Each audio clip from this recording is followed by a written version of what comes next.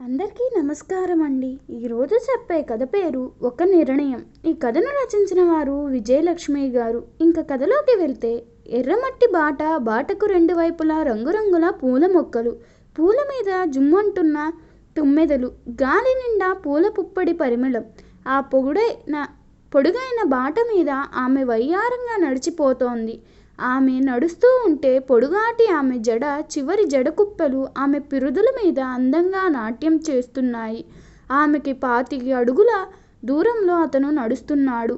అతనికి సీతారామయ్య గారి మనవరాలు చలనచిత్రంలో పూసింది పున్నాగా పూసంతా నవ్వింది నీలాగా అన్న పాట గుర్తొచ్చింది. ఆ పాటలోని ముల్లే కాలే కుప్పెలే జడకుప్పలై ఆడజాతులాడ అన్న చరణం అతనికి చాలా ఇష్టం.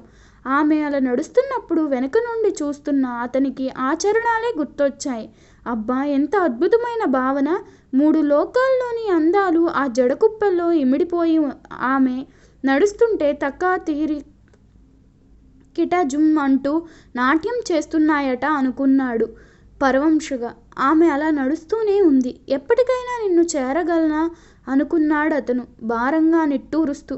ఒక్కసారి వెనక్కు తిరిగి చూస్తే బాగుండును, ఆమె ముఖం కూడా ఎలా ఉంటుందో తెలిసేది అనుకున్నాడతను. ఆమె నడక ఆగింది. నెమ్మదిగా వెనక్కు తిరుగుతోంది. మరొక్క క్షణంలో ఆమె ముఖం కనపడుతుంది. ఆమె వెనక్కు తిరిగింది. కానీ ఆమె ముఖం పూర్తిగా కనపడకుండానే అలా అలా కరిగిపోయి గాల్లో కలిసిపోయింది. ఉలిక్కిపడి లేచాడు చైతన్య. ఎందుకు ఆ అమ్మాయి ఎప్పుడు కలలో వెనుక నుండే కనబడుతుంది? ఒక్కసారైనా ఆ ముఖం కనబడదు అనుకున్నాడు నిరాశగా. ఒక్కొక్కసారి మంచి కొండల మీద తెల్లని చీరలో నడుస్తూ కనబడుతుంది. ఒక్కొక్కసారి పొలం గట్ల మీద పరికిణీ ఓణీల్లో చెంగున పరిగెడుతూ కనబడుతుంది. ఒక్కొక్కసారి సముద్రపు బొడ్డున ఇసుకలో నెమ్మదిగా నడుస్తూ కనబడుతుంది. ఎన్నిసార్లు ఎలా కనబడినా ఎప్పుడూ వెనకరించే కనబడుతుంది. ఎప్పుడు ఆమె పొడుగాటి జడ చివరి కుప్పెలు వయ్యారంగా నాట్యం చేస్తూనే ఉంటాయి. అత్తయ్య, ఇవాళ నేను ఏం చేశానో చెప్పుకో అన్న స్రవంతి కేకతో ఉలిక్కిపడ్డాడు చైతు. ఈ స్రవంతి ఏమిటి ఇంత ఉదయాన్నే వచ్చేసింది? ఎప్పుడొచ్చినా అంత గొంతు పెట్టుకుని అరవకుండా ఉండదు కదా. మళ్ళా ఏదో కొత్త వంటకం చేసి తీసుకొచ్చినట్లుంది. ఈ పిల్లకి తిండి తప్ప మరో గోలా లేదు అనుకున్నాడు చిరాగ్గా. ఆవు పెట్టిన పనసపొట్టు కూర వంటింట్లో పని చేసుకుంటున్న అమ్మ అడుగుతోంది. ఊహూ కదూ, దబ్బకాయ పులిహోర. కాదు, నేను చెప్పుకోలేను, నువ్వే చెప్పు అన్న తన ఓటమి ఒప్పేసుకుంది సావిత్రి. కాల్చిన నక్కదోసకాయ పచ్చడి. ఏమిటి, నక్కదోసకాయను కాల్చి కూడా పచ్చడి చేస్తారా? ఆశ్చర్యంగా అడిగింది స్రవంతి. అవునత్తయ్య, మొన్న యూట్యూబ్లో చూసి నేర్చుకున్నాను. ఓసి బడవా, నీకెంత ఆసక్తే వంటంటే మోయనకోడలి వైపు మురిపెంగా చూస్తూ అంది సావిత్రి. వీళ్ళ మాటలు అలా సాగుతున్నప్పుడు అక్కడికి వచ్చి నిల్చున్నాడు చైతు. అమ్మా, ఈ పిల్లకి ఎప్పుడూ తిండి గొడవ తప్ప మరొకటి లేదా? సావిత్రి వైపు చూస్తూ అడిగాడు. అత్తయ్య, ఈ బావకి ఆ జడకుప్పల కలలో తప్ప మరొకటి రావా?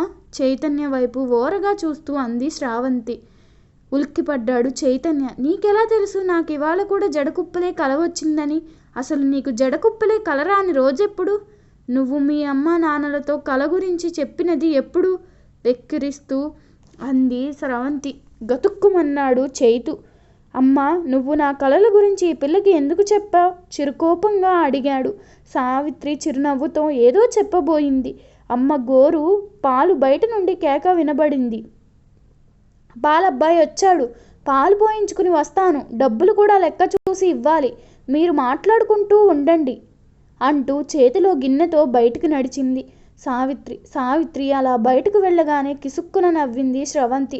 ఉలిక్కిపడి చూశాడు చైతు. ఆమె కిలకిల నవ్వింది. ఇంకా ఆపుకోలేనన్నట్లు పక్కపక్కా నవ్వింది. ఆ పైన చేతుల్లో ముఖం దాచుకుని పడిపడి నవ్వింది. ఓయ్ స్రవి, ఎందుకంత నవ్వుతున్నావు? చిరుకోపంతో అడిగాడు చైతు. మరే నాకు అదేదో చలనచిత్రం గుర్తొచ్చింది. అందులో నాయకుడు కలలో బొడ్లో తాళం చెవులు గుత్తి దోపుకొని నడుం మీద పుట్టుమచ్చ ఉన్న ఓ అమ్మాయి కనబడుతూ ఉంటుంది. ఆ అమ్మాయి గురించి అందరూ వెతకడం మొదలు పెడతారు. నీ గురించి కూడా మీ అమ్మా నాన్న అలా జడకుప్పలు పెట్టుకున్న అమ్మాయి గురించి వెతకాలేమో. నాది జానెబెత్తడు జుట్టే, కానీ సవరం పెట్టుకుంటే జడ నడుం కింద దాకా వస్తుంది. దానికి జడకుప్పలు పెట్టుకుని ఒక్కసారి అలా అలా నీ ముందు నుంచి నడివమంటావా ఏమిటి? నవ్వు ఆపుకుంటూ అంది స్రవంతి. పో, నీకన్నీ వెటకారాలే ఉడుక్కుంటూ అన్నాడు చైతు. అంటూనే విసురుగా తన గదిలోకి వెళ్ళిపోయాడు.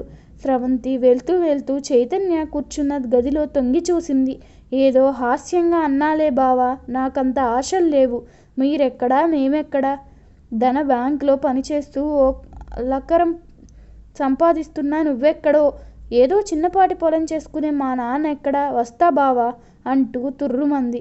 సావిత్రి, రాజశేఖర్, చైతన్య ముగ్గురి ముఖాల్లో ఆందోళన, విచారం, అవమానం కలగలిపిన భావన నిండిపోయి ఉంది. వాళ్ళ ముగ్గురి మధ్య అరగంట నుండి నిశ్శబ్ద రాజ్యం ఏలుతోంది. ఇదేమిట్రా చైతు ఇలాగైంది? ఆఖరికి నోరు పెగిల్చుకుని అన్నాడు రాజశేఖర్. ఇంకా జైల్లో పెట్టలేదు, ఉద్యోగానికి రాజీనా చేసి పొమ్మన్నారు, అంతవరకు నయం నాన్న అన్నాడు చైతు కళ్ళు తుడుచుకుంటూ. అవునరా చైతు, మీ బ్యాంకులో ఇలాంటి మోసాలు కూడా జరుగుతూ ఉంటాయా?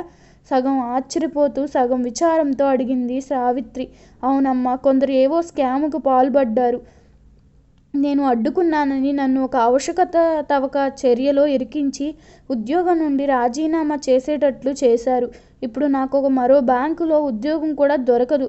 తలను రెండు చేతుల మధ్య ఇరికించుకుని అన్నాడు చైతన్య. వీళ్ళ ముగ్గురు అలా కూర్చుని ఉన్నప్పుడు అక్కడికి వచ్చింది స్రవంతి.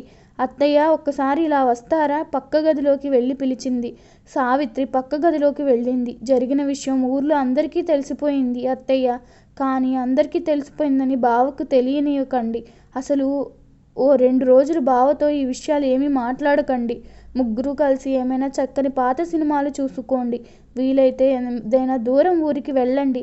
ముందు బావ మనసులో ఆ బెంగ దూరం అవడం ముఖ్యం అంది. ఇప్పటికిప్పుడు ఎక్కడికి వెళ్తామే? బంధువుల ఇంటికి వెళ్ళినా మళ్ళా ఈ ప్రసక్తి తీసుకొస్తారు. పోనీ మా నాన్న వ్యవసాయం చేసే ఊరికి వెళ్తారా? అక్కడ మన పెంకుటిళ్ళు కొన్నాళ్ళు ఉండండి. నువ్వు కూడా వస్తావటే? అక్కడ మాకు అంతా కొత్త కదా. ఓ, తప్పకుండా అత్తయ్య అంది. స్రవంతి పల్లెటూరికి వెళ్ళిన 15 రోజుల్లో మామూలు మనిషి అయ్యాడు చైతన్య. బావ కోసం కోపం తెచ్చుకోనంటే ఒక విషయం అడగనా? ఆప్యాయంగా అంది స్రవంతి. అడుగు, నిర్లిప్తంగా అన్నాడు చైతు. బావా, నువ్వు చదివిన చదువేమిటి? అగ్రికల్చర్ సైన్స్లో డిగ్రీ.